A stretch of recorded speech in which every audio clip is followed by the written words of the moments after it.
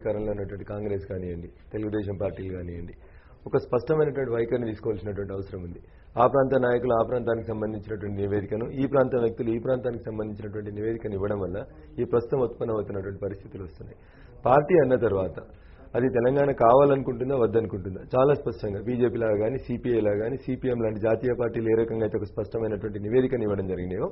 కాంగ్రెస్ కానీ తెలుగుదేశం కూడా irrespective of అక్కడ సీట్ల సంఖ్య ఎక్కువ ఉంది, ఇక్కడ సీట్ల సంఖ్య తక్కువ ఉంది, మాకు రెండు ప్రాంతాలు రెండు కార్ల లాంటివి, మేము రెండు నాలుకలతో మాట్లాడతాం, ఇట్లాంటి పద్ధతుల్ని మానుకొని ఖచ్చితంగా మీరు ప్రణబ్ ముఖర్జీ కమిటీకి తెలుగుదేశం పార్టీ చాలా గొప్పగా చెప్పుకుంటుంది. మేము ప్రణబ్ ముఖర్జీ కమిటీకి ఇచ్చినటువంటి లేఖని ఇంకా వెనక్కి తీసుకోలేదంటే మేము తెలంగాణ రాష్ట్ర ఏర్పాటు కట్టుబడి ఉన్నామని చెప్పి చాలా స్పష్టంగా చెప్తున్నారు. అట్లాంటప్పుడు తెలుగుదేశం పార్టీ అధ్యక్షులు గౌరవనీయులు చంద్రబాబు నాయుడు గారితో ఒకే నివేదికని శ్రీకృష్ణ కమిటీకి ఇప్పించి అవును తెలంగాణ రాష్ట్రాన్ని ఏర్పాటు చేయండి, అది ఈ ప్రాంత ప్రజల యొక్క న్యాయమైనటువంటి కోరిక అని చెప్పించాల్సినటువంటి బాధ్యత తెలుగుదేశం పార్టీ మీద కూడా ఉంది. At the same time Congress కూడా ఇచ్చేది మేమే తెచ్చేది మేమే అని చెప్తున్నటువంటి కాంగ్రెస్ నాయకులు కూడా అంతే స్పష్టంగా చిదంబరం గారు ఒక ప్రకటన చేసినారు, తర్వాత పరిస్థితులలో కొంచెం ఇబ్బందులు వచ్చినాయి, దానికైనా ఒక కమిటీ వేసినామని కాలయాపన కాకుండా ఈ ప్రాంత ప్రజలకు జరుగుతున్నటువంటి అన్యాయాల పట్ల బాధ్యత గల జాతీయ పార్టీగా 125 సంవత్సరాల చరిత్ర కలిగిన మీరు 1947 ఆగస్టు 15 ఈ భారతదేశంలో ఉన్న రాష్ట్రాల సంఖ్య ఎంత, ఇప్పుడున్నటువంటి రాష్ట్రాల సంఖ్య ఎంత, ఆ కొత్త రాష్ట్రాలను ఏర్పాటు చేసినప్పుడు మీరు తీసుకున్నటువంటి ప్రాతిపదిక ఏంటి,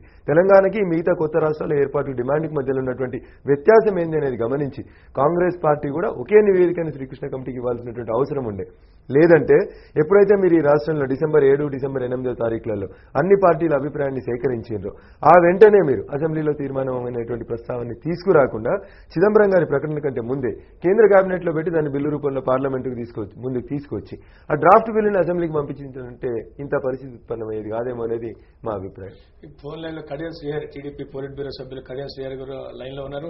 గుడ్ మార్నింగ్ శ్రీ